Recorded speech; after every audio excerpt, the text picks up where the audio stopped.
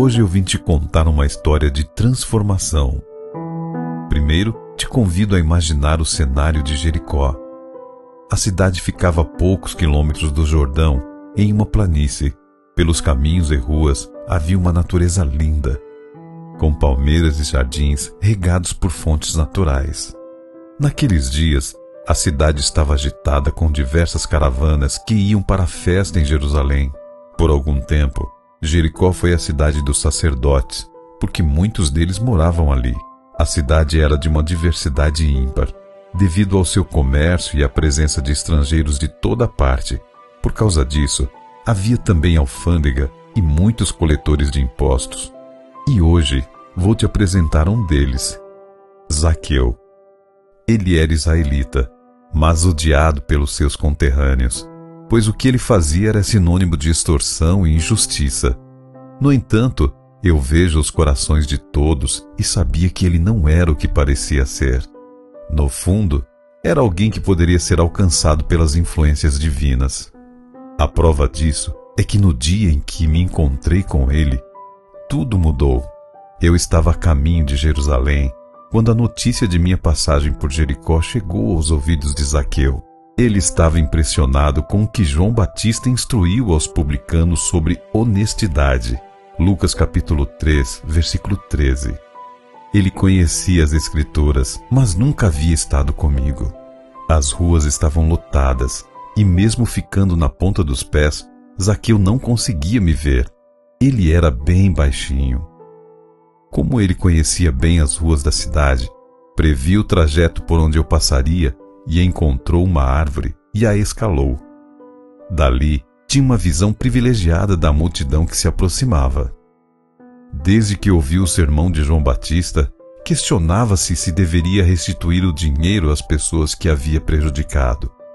À medida que me aproximava do ponto onde ele estava, era como se eu ouvisse os sentimentos e pensamentos dele. Por isso, quando cheguei bem perto, meus olhos foram direcionados exatamente para onde ele estava, e eu disse: Zaqueu, desce depressa, porque hoje me convém pousar em tua casa.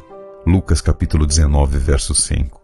Zaqueu desceu quase que em câmera lenta, parecendo não acreditar no que eu havia dito.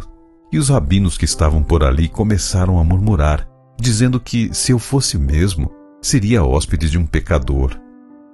Sentindo que eu o acolhia, mesmo com toda a má fama que tinha, Zaqueu decidiu fazer uma confissão pública de seus atos e apresentar seu arrependimento.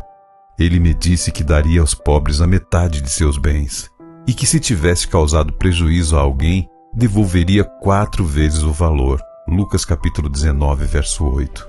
Eu conhecia o coração de Zaqueu e a sinceridade de suas palavras. Por isso, não havia outra coisa a fazer senão exclamar: hoje veio a salvação a esta casa, pois também este é filho de Abraão. Verso 9. O arrependimento de Zaqueu começou quando ele deu ouvidos ao que as Escrituras dizem. Havia trabalhado tantos anos naquela função.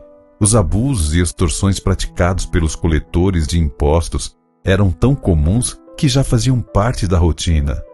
Eles eram criticados pelos sacerdotes e rabinos, mas todo mundo sabia que esses homens enriqueciam às custas do povo. Eram hipócritas. No entanto, Zaqueu viveu um arrependimento sincero e progressivo. O verdadeiro arrependimento, aquele que provoca mudanças. Quando esse arrependimento acontece, o coração sente que é necessário reparar os danos sempre que possível. Fui à casa de Zaqueu para dar lições da verdade e instruí-lo sobre o reino. Ele e sua família eram excluídos de frequentar a sinagoga, mas, sendo eu o verdadeiro mestre, fiz questão de acolhê-los e fortalecê-los na nova vida reta que estavam dispostos a seguir. A minha graça alcança todos, filho, não importa quantos ou quem tente excluí-los. O caminho é me buscar, confessando e se arrependendo de seus pecados. Se você se arrepende de algo, repare esse erro e venha até mim.